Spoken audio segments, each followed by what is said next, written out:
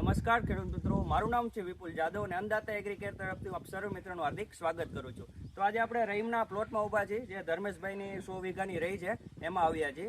એમાં આજથી 5 થી 7 દિવસ પહેલા જે મોલો મચ્છી આવે છે એનો બહુ ઉપદ્રવ હતો. તો એના માટે આપણે જે સહારા કંપનીનું જે ટોલ ફેરા છે એ આપેલું હતું. તો ધર્મેશભાઈ જ કહેશે કે આનું રિઝલ્ટ કેવું લાગ્યું. સારું મળ્યું રિઝલ્ટ.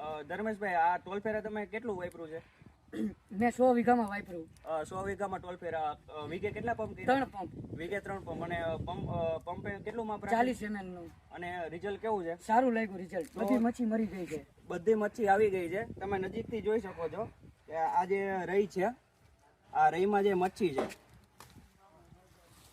આ બધી મચ્છી છે, આખી જો રહીનો છોડો આખો ચૂઈ લીધેલો હોય એ બધી મરી ગઈ છે. તો ટોલ ફેરાનું રિઝલ્ટ બહુ સરસ મળેલું છે.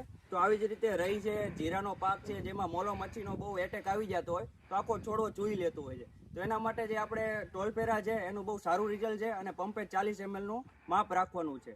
તો તમારે જો પાકમાં આ રીતનો પ્રોબ્લેમ રહેતો હોય તો આજે ટોલ ફેરાનો રાઉન્ડ લ્યો. તો ધન્યવાદ ખેડૂત.